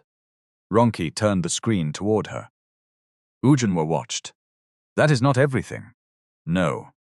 Where is the part before? Not in this clip. Ujunwa frowned. Who sent it? I do not know who first posted it. The clip did not go massively viral across Nigeria. It did not need to. That would have been easier in some ways. Instead, it moved through the exact circles that could hurt Ronke. Family WhatsApp groups, private business chats, people who knew the Cokers, people who knew Ronke's firm, people who enjoyed a scandal more when they recognized the names. By 8:30, Mrs. Daniels called. Do not come to the office yet. Ronke sat down slowly. Why? Because I want to speak to you before you walk into a room full of people, pretending not to have watched that video. Ronke closed her eyes. Okay. Also, the Harbour Crown project manager sent an email this morning asking whether your personal dispute creates a risk to the objectivity of our review. There it was. The story changed in one sentence. Until that moment, Ronke's problem had been a broken engagement. Painful, public, humiliating. But private life could eventually become private again. Now Niyi's company had connected that humiliation back to her work. What did you tell them? That we will review the matter internally and that the technical assessment stands unless our review finds a reason it should not. Ronke let out a breath. Thank you. Do not thank me yet. Mrs. Daniels's voice remained calm. You are being temporarily removed from direct client communication on Harbour Crown while we document the conflict and complete a second-level review. Ronke's hand tightened around the phone. You said the technical assessment stands. It does. Then why remove me? Because the firm has to protect the review from the argument that your relationship influenced it. You know that. Ronke did know. That did not make it easier. How long? I do not know. So he creates the conflict, then I lose the work because the conflict exists. I understand how it feels. No. Mrs. Daniels, I do not care how it feels. Is that what is happening? A pause. Yes. Temporarily. Ronke stood and walked to the window. Morning traffic was already thick below. A bus conductor shouted a destination she could not make out through the glass. Mrs. Daniels, yes? I have records. I assumed you did. Messages from Niyi, project-related, before last night. Do not send anything casually. Bring your work laptop and your phone. We will document what is relevant. Ronke looked toward the sofa. Ujunwa was pretending not to listen. And Mrs. Daniels. Yes. He asked me to sign before the outstanding item was closed. I know you recorded a concern about wording. Did you record that request? I have the message. This time Mrs. Daniels was silent longer. Come in at 10. Use the side meeting room. The call ended. Ronke remained by the window. Ujunwa said, Madam. Ronke turned. I am sorry. For what? For all of it. Ujunwa shook her head. You did not do it. Ronke looked at the orange dress draped over the back of a chair, where she had thrown it the night before. It looked almost indecently bright in daylight. I kept thinking the worst thing he could do was embarrass me. Ujunwa waited. Ronke picked up her work bag. I was wrong. At the consultancy office, Mrs. Daniels did not hug her. Ronke was grateful. She did not want kindness that would make her cry before she could think. They sat with a compliance advisor from the firm and built a timeline. Dates, meetings, emails, private messages only where they related to project pressure. The first call after the review query. Ronke's internal note. The client request to change reviewers. Niyi's message asking for one signature. Ronke's response refusing, then the dinner. The advisor looked at her phone. Do you have the full event video? No. Who recorded it? The family hired a videographer. Do you know the company? Ronke did. She had selected them. The advisor wrote it down. Do not contact them personally yet. We will first determine what the firm actually needs for our own review. Ronke nodded. There was no dramatic revelation, no hidden recording in a drawer, just work. Slow, boring, necessary work. By lunchtime, Ronke's head hurt. She checked her phone. Niyi had sent another message. Can we meet tonight? She ignored it. Then another. I have spoken to the project team.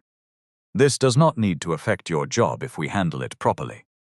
Ronke read the sentence 3 times. This does not need to affect your job. Not. I am sorry it has affected your job. Not. I will tell them our personal dispute has no bearing on your technical work, if we handle it properly. A condition. She showed Mrs. Daniels. Mrs. Daniels read it. Do you want to respond? Yes. What do you want to say? Ronke thought, then typed. Do not contact me privately about Harbour Crown again. Any project communication should go through the firm. Regarding our engagement, it is over.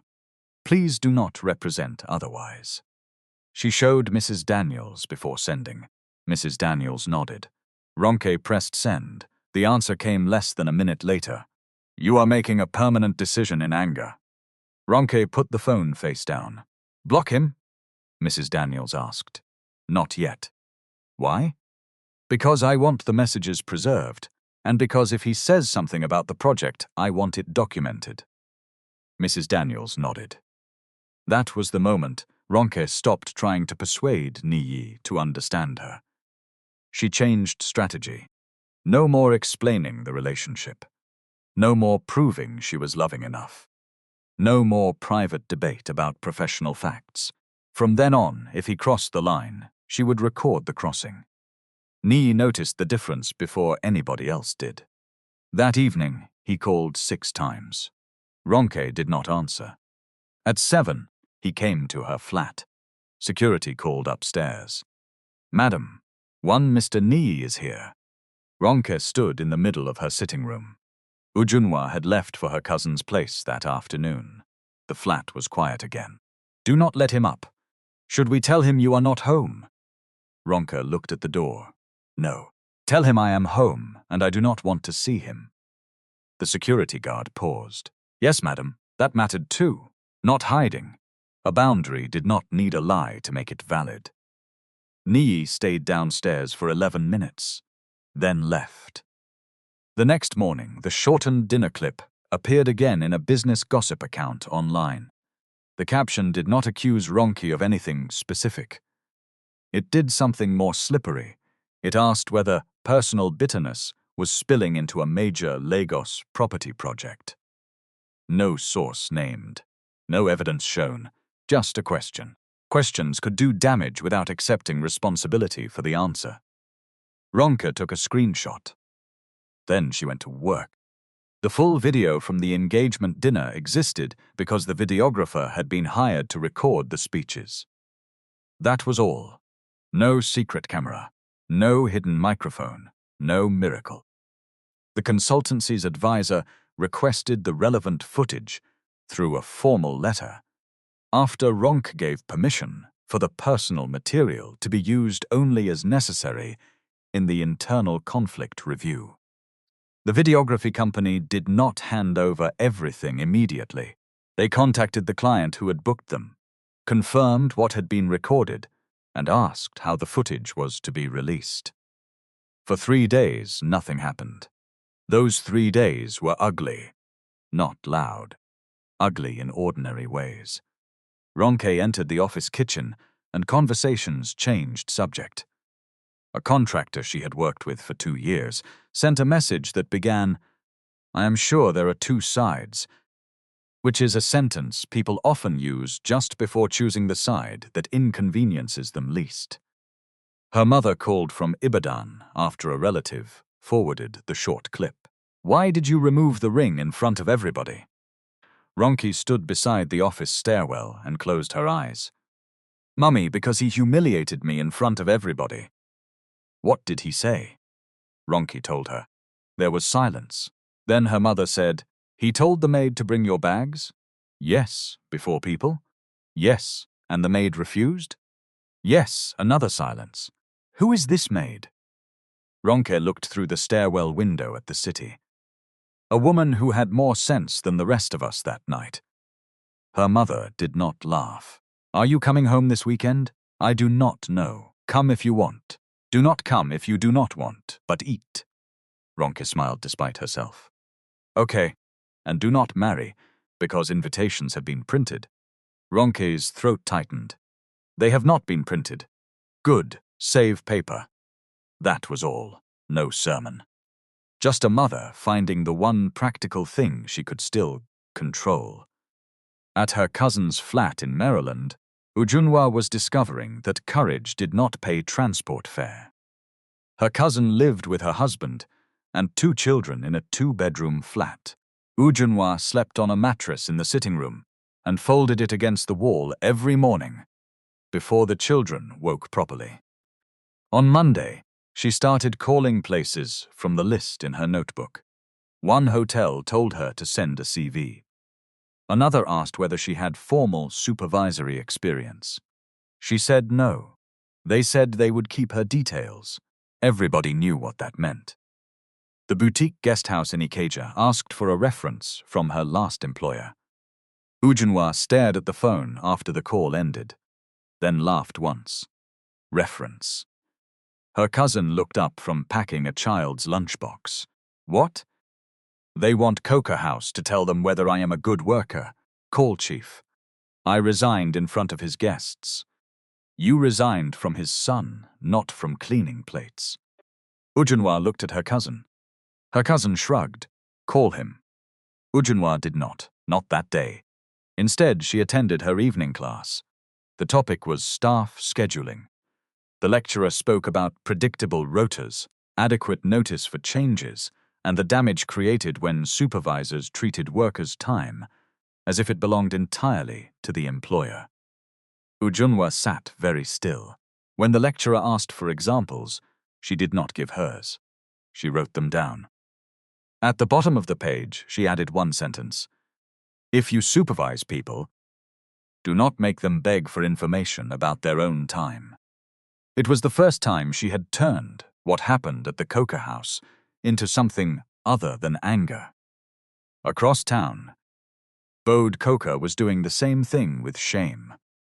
The morning after the dinner, he had called Niyi into his study. The ring Ronke returned was on the desk between them. Bode had put it there deliberately. Niyi did not sit. You planned the suitcase, Bode said. Niyi stared at the ring. I was angry. That was not my question. Yes. You instructed Ujunwa the day before. Yes. So, do not tell me it happened because you lost your temper during a speech. Niyi looked at his father.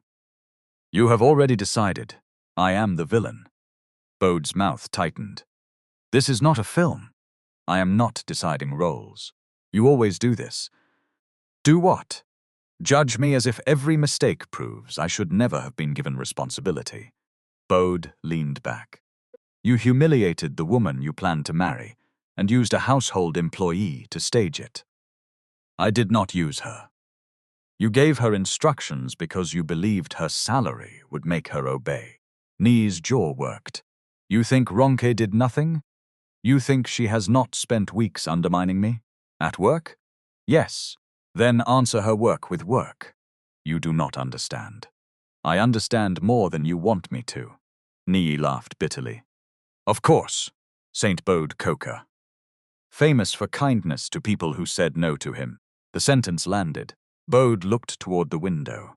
Years ago, he had been harsher than Niyi knew how to be. Not theatrical, not foolish, just efficient with people's fear. Managers had learned to bring him good news first. Staff had learned not to contradict him in meetings. Niyi had watched all of it. Children learn from what parents reward, not from what they later claim they meant.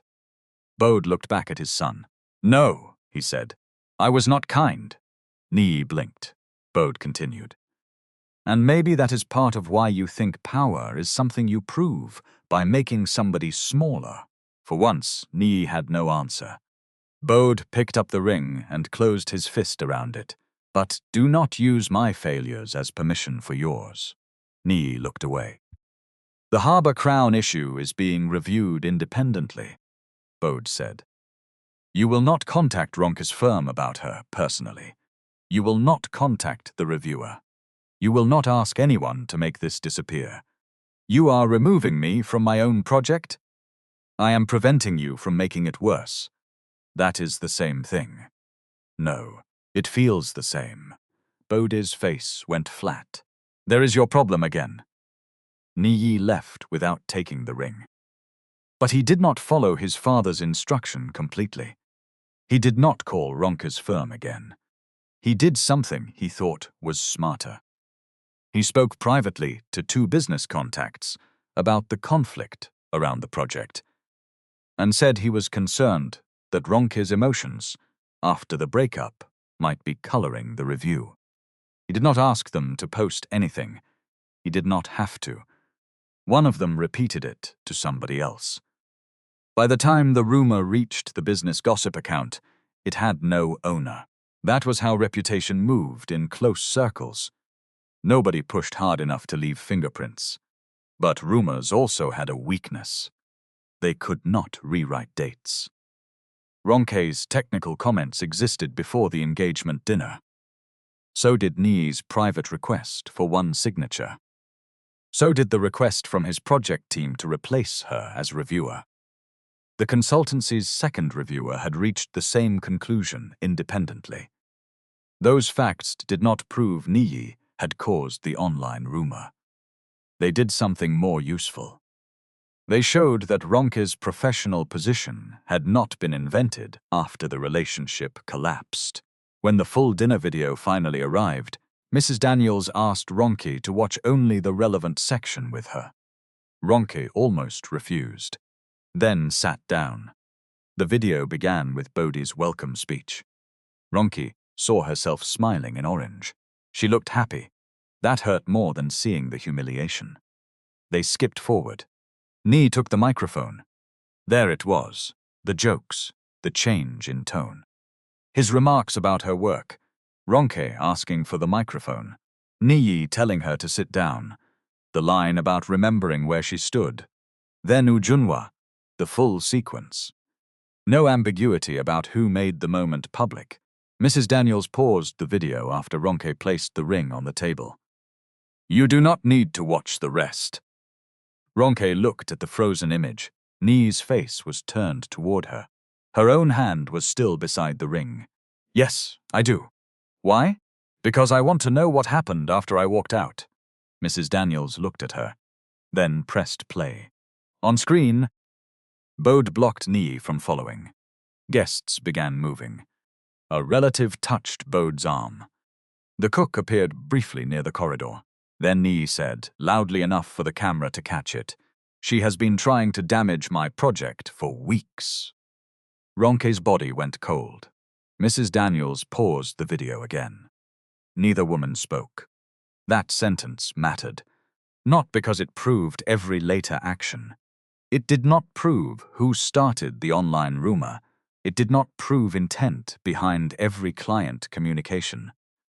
But it showed that while still standing in the room where he had publicly ended their engagement, Niyi was already connecting Ronke's personal rejection to her professional work.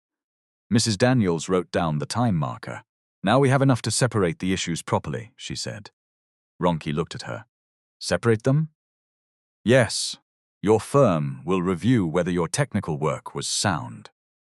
The company can review whether its executive tried to influence that work or retaliate around it. The dinner footage supports context. It does not decide the engineering. Ronke let out a breath she had been holding for days. Good. Mrs. Daniels nodded. Good. It was not victory. It was a clean table. Sometimes that was the first thing truth needed. Ujunwa's statement came later. Ronke did not ask her to make it. The Coker household administrator did.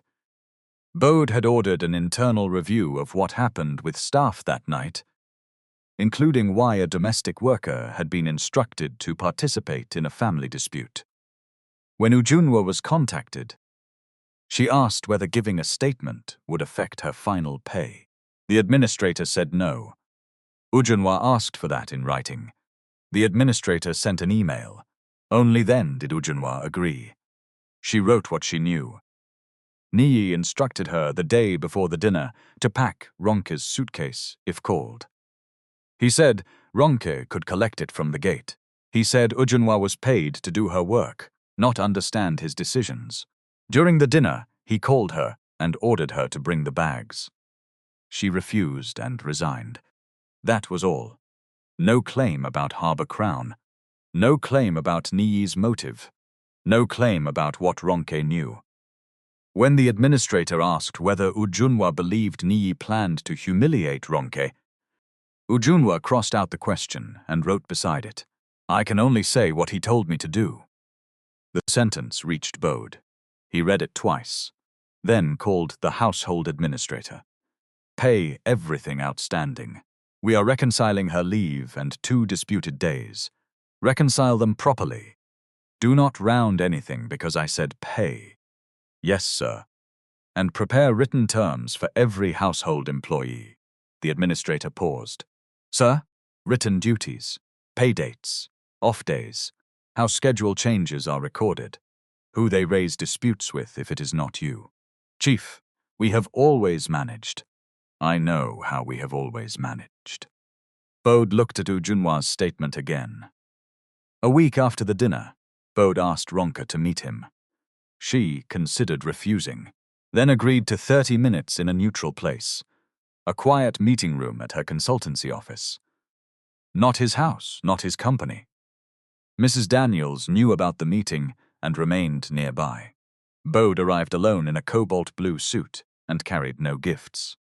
Ronke appreciated that much. He sat across from her. For several seconds, neither spoke. Then Bode said, "I am sorry for what happened in my house." Ronke nodded once. I did not ask you here for an apology, she said. I know. Why did you ask? Bode placed both hands on the table. I want this matter contained before it damages more people. Ronke almost smiled. There it is? What? The family language. Bode's brows drew together. Explain. Contained, managed, kept quiet. Protected. I did not say protected. You did not need to. Bode studied her. You think I came to buy your silence. I think you came because silence is cheaper than accountability. His eyes hardened, but his voice did not. I am not your son. No, do not punish me for his behavior. Ronke leaned back. I am not punishing anybody. Then what do you want? The question was sincere. That surprised her. Ronke answered slowly. I want the engineering review to continue without interference. I want my firm left alone to assess my work. I want nobody from Coker Meridian suggesting that my professional position was revenge because I ended my engagement. And I want Niyi to stop contacting me privately about the project. Bode nodded. All reasonable. I also want something else. His face changed slightly. What? Do not make Ujunwa pay for telling the truth. She resigned. I know. She will be paid. Money due to her is not kindness. Bode was silent. Ronke looked directly at him. If anybody from your house gives her a bad reference because she refused that instruction, then everything you say about what happened will be empty. Bode's jaw shifted. You care a great deal about her. I care that she had the least power in that room and paid the first real price. Bode looked down at his hands, then said, She will receive an accurate reference. Not a generous one. Accurate. He looked up. Accurate. Ronke nodded. Bode sat back. I was hoping we could issue some kind of joint statement about the engagement. No, it would reduce speculation. No, Ronke. You asked what I want. I told you. I am not doing public relationship management with the family that publicly humiliated me. Bode's mouth tightened. Then, unexpectedly, he gave a small nod. Fair. Ronke almost laughed. Your son likes that word too. Bode did not ask what she meant. He stood. At the door he stopped. Ronke, yes? I should have stopped him sooner that night. You should have stopped other things sooner than that. He absorbed it. Yes. Then he left. The independent technical review took another 2 weeks. That was less dramatic than people wanted, and longer than Niyi could tolerate. He was removed from direct control of the Harbour Crown Review while the company examined his conduct around the project. An interim executive handled client decisions. Niyi still came to the office, still had a driver, still wore expensive suits, still went home to a mansion when he wanted, but doors he had once opened without knocking now required invitations. That was new. At first he treated it as humiliation, then as conspiracy, then as temporary inconvenience. Only later did he begin to understand it as consequence. The technical findings were precise. Ronke's concern had been reasonable. The outstanding design issue required additional review and correction before closure. The second reviewer agreed. An independent external engineer retained by the company also agreed that the item should not have been treated as closed when Ronke was being pressured to sign. That did not make Ronke infallible. Several of her earlier comments had already been resolved in the ordinary process. One had been more conservative than necessary, and was narrowed after additional information came in. She accepted that, without embarrassment. Professional judgment was not the same thing as always being right. It meant being willing to show your basis, revise when evidence changed, and refuse when evidence had not arrived yet. The company's governance review looked at something different. It examined Niyi's communications about changing reviewers, his private messages to Ronke that crossed personal and project lines, his statement at the dinner, and his attempts to frame the technical dispute as personal hostility. No one needed to prove that he had invented every rumor online. The question was whether his conduct as an executive had compromised confidence in the process. By the morning of the review meeting, the answer was becoming difficult to avoid. Ronke did not attend the company's internal disciplinary discussions. She attended only a joint technical and governance session where her firm presented its work and where she could answer questions about her own decisions. That distinction mattered to her. She was not going there to watch Niyi be punished. She was going there because her name was on the work. The meeting room overlooked a grey Lagos morning. Rain had started before dawn and left the road shining below. Bode sat at one end of the table with 2 board members and an external advisor. Niyi sat along the side, not at the head.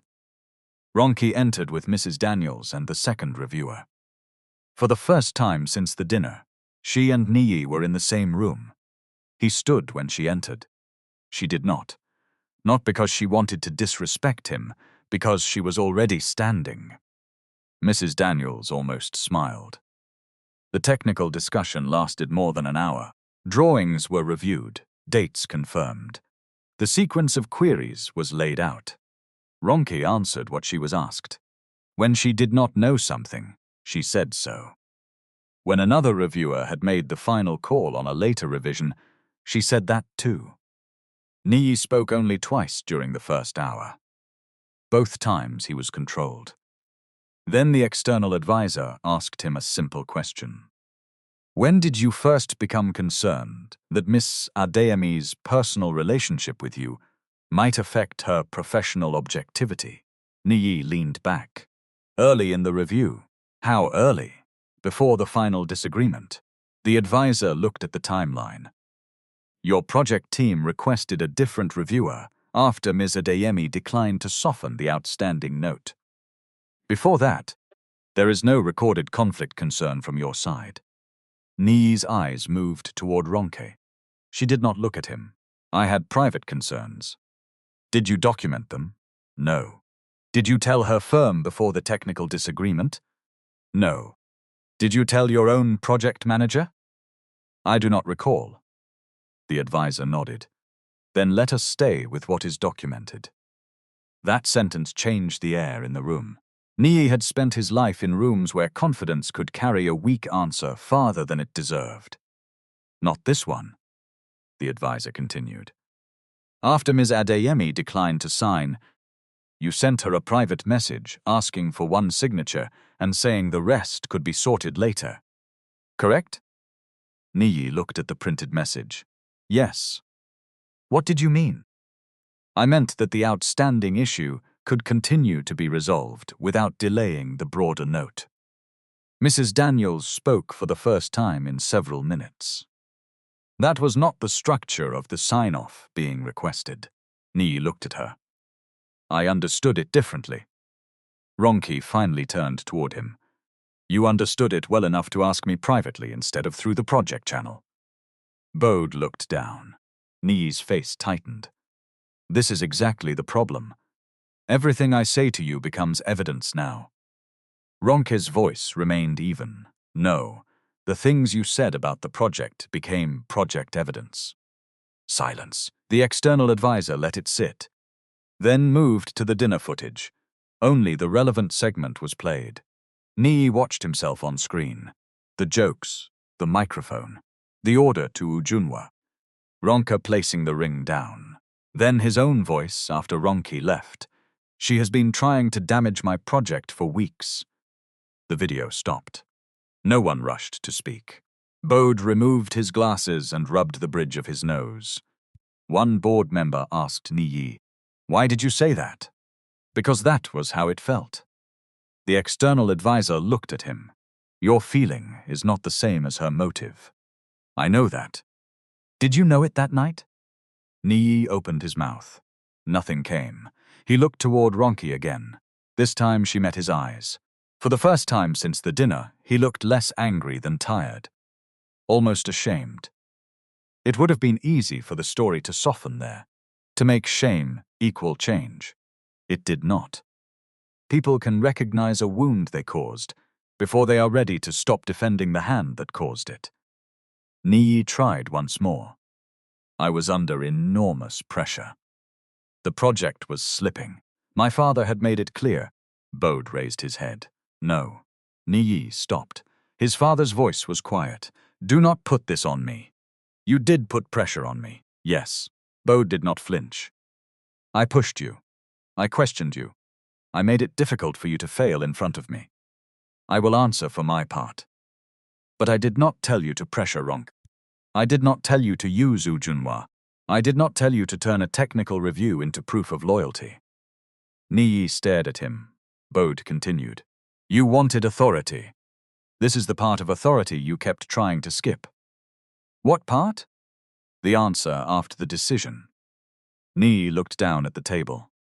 No one spoke for several seconds. Then the meeting returned to work. That was almost crueler than a shouting match. There was no grand public destruction, no applause, no security guards dragging Niyi away. The board later confirmed that he would be removed from direct authority over Harbour Crown, and from several related approvals while the conduct review was completed. His planned expansion of responsibilities in the company was suspended. Any return to broader leadership would require a formal remediation plan, oversight and evidence that governance boundaries were being respected. Niyi remained wealthy. He remained Bode Coker's son. But the thing he had treated as birthright was no longer automatic. Trust. That one had to be rebuilt. After the joint session ended, Ronke gathered her papers. Mrs. Daniels left first to take a call. Bode remained with the board members. Niyi followed Ronke into the corridor. Ronke, she stopped. He looked thinner than he had a month earlier. Not dramatically, just enough that his collar sat differently. I need 5 minutes. No. He swallowed. Please. She looked toward the lift, then at him. 2. Niyi nodded. They stood near a window at the end of the corridor. Rain streaked the glass. For a moment he said nothing. Then, you destroyed me. Ronke's face did not change. Niyi laughed bitterly. You do not even react. What do you want me to say? That you know what this has cost me. I know. My father does not trust me. The board thinks I am reckless. People I trained are handling my project. Ronke nodded. Yes? And you are fine with that? Ronke looked at him for a long time. No. The answer surprised him. She continued. I am not happy that you became this version of yourself. I am not happy that 3 years ended like this. I am not happy Ujunwa lost her job. I am not happy my work had to be reviewed because you could not accept a no. Niyi's eyes dropped. But I did not destroy you. He looked up. Ronke's voice was quiet. I stopped helping you hide from consequences. He flinched. You could have protected me. From what? From this. Know why? Because the protection you wanted required me to become less credible, less free, and eventually less myself. Niyi's mouth tightened. I loved you. I know. He stared at her. That answer hurt more than denial would have. Ronke continued. Love was not the only thing in the room. What does that mean? It means you loved me when my strength reflected well on you. When that same strength opposed you, you treated it like betrayal.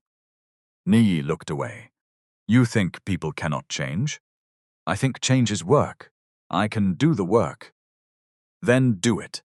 Hope flickered across his face. Ronke saw it and ended the misunderstanding immediately. Not for me. His face fell.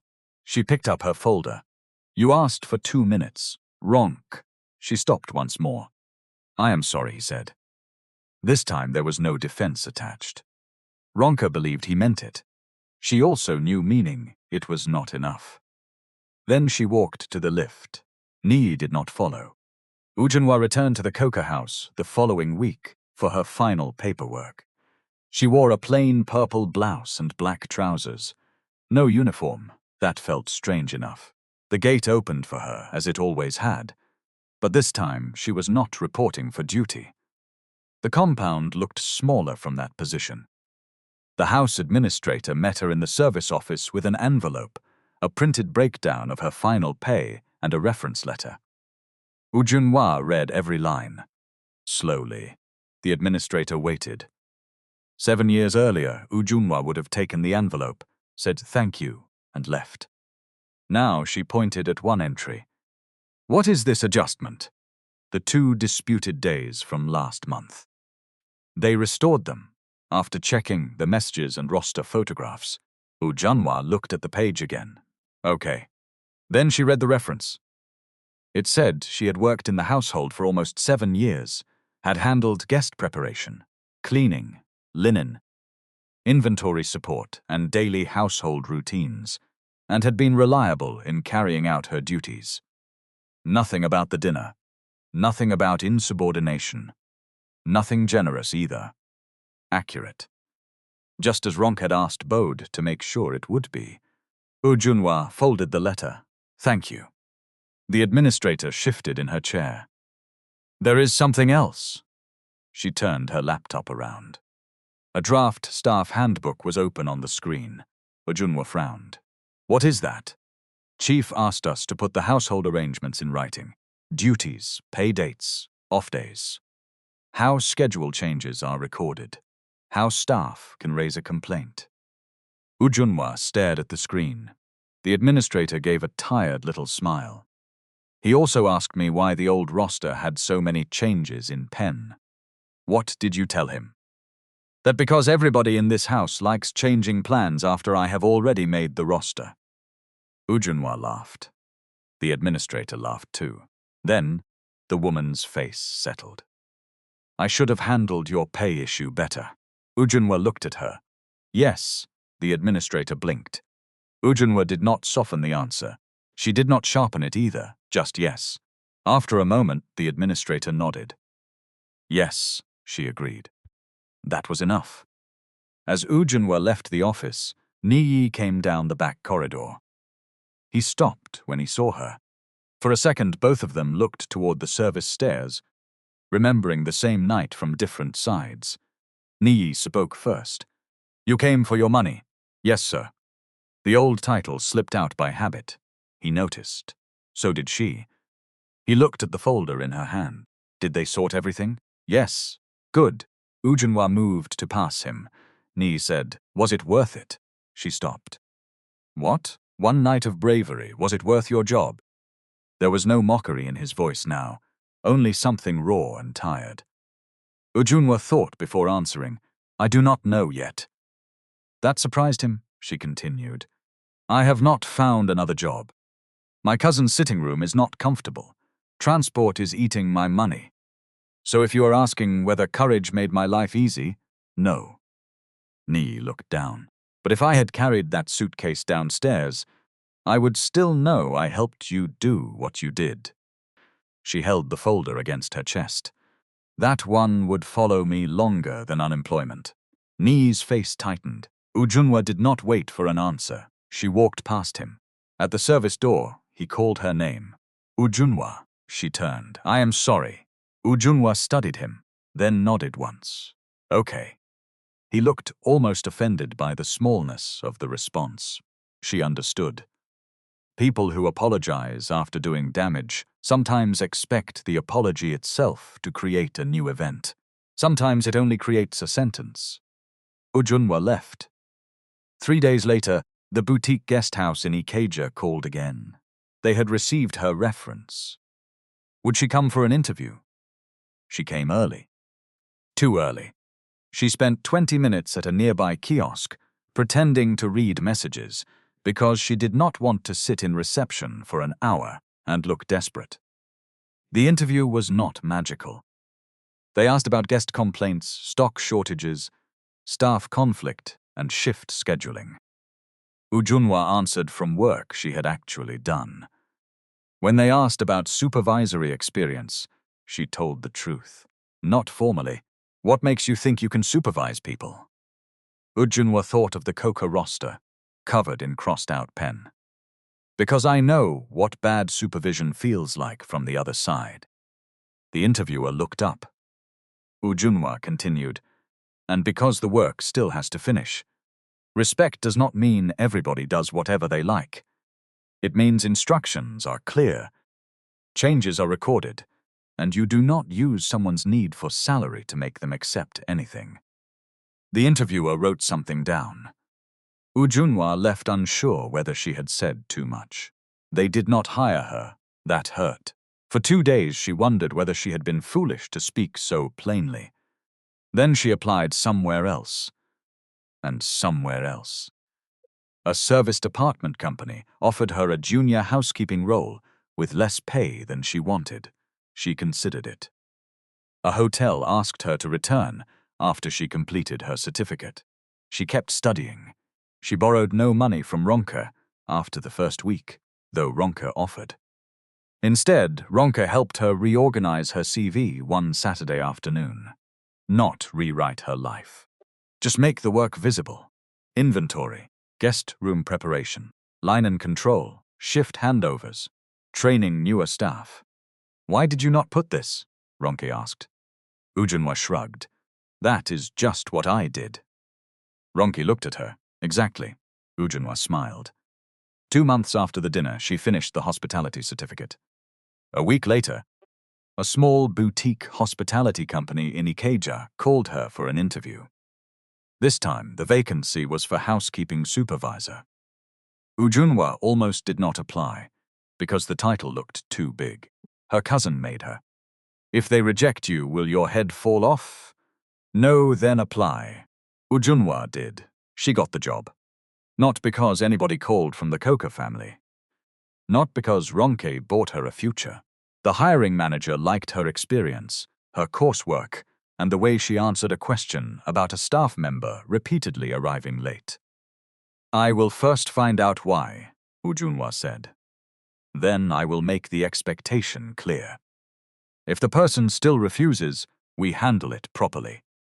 But I will not change somebody's shift 3 times and then punish them because they cannot read my mind. The manager laughed. You have experienced something. Ujunwa smiled.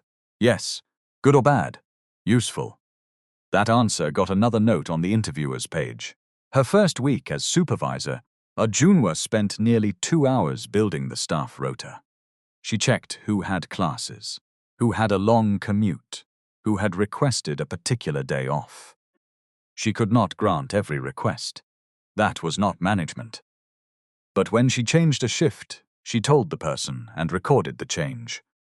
No crossed-out squares, nobody could explain later. On Friday evening, she stood in the staff office looking at the finished rota pinned to the board. Names, shifts, off days. Clear. She took out her phone and photographed it. Then she sent the picture to Ronke. See me. I am now the one making the rota. At that moment, Ronke was on a construction site on the mainland, wearing work trousers, safety boots, and a hard hat. No orange dress, no engagement ring. The Harbour Crown Review had closed properly weeks earlier. The required corrections had been addressed, the project had moved forward, and Ronke's firm had kept her on the team for the final technical handover after the conflict review cleared her professional conduct. She had not become famous. Nobody gave her a company. Her salary did not suddenly triple because she had suffered publicly. Mondays still brought traffic. Clients still changed their minds. Drawings still came back with comments at inconvenient hours. Life had the nerve to become ordinary again. Ronke preferred it that way. Her phone buzzed inside her vest pocket. She stepped away from the noise and opened Ujunwa's message. The photograph filled the screen, a simple printed rota. Nothing glamorous. Ronke zoomed in. Every name had an off day beside it. She laughed. A colleague passing behind her asked, "What happened?" "Nothing," Ronke said. Then she looked at the picture again. "Something good," she typed back. Supervisor Ujunwa. "I hope nobody has to beg you for Saturday." The reply came quickly. "If they beg, it will be because they forgot to check the rota." Ronke laughed louder this time. The site engineer waved from across the floor. "Ronke, we need you here. Coming." She put the phone away and walked back toward the drawings. For me, the part of this story that stays longest is not that a billionaire's son finally faced consequences. Money can make consequences slower. It cannot make every consequence disappear. What stays is something smaller. A woman with very little power was handed an instruction and understood that obeying it would make her part of another person's humiliation. Refusing cost her something real. That is why the choice meant something. And another woman learned that love is not proved by how much of yourself you surrender to keep peace. A boundary is not disrespect simply because someone powerful dislikes hearing it. Weeks later, in a small staff office far from the Coker mansion, Ujunwa adjusted one line on the rota because an employee had an evening class. She crossed out the old shift, wrote the new one clearly, then sent the worker a message so there would be no confusion. After that, she put the pen down and went home on her own off day.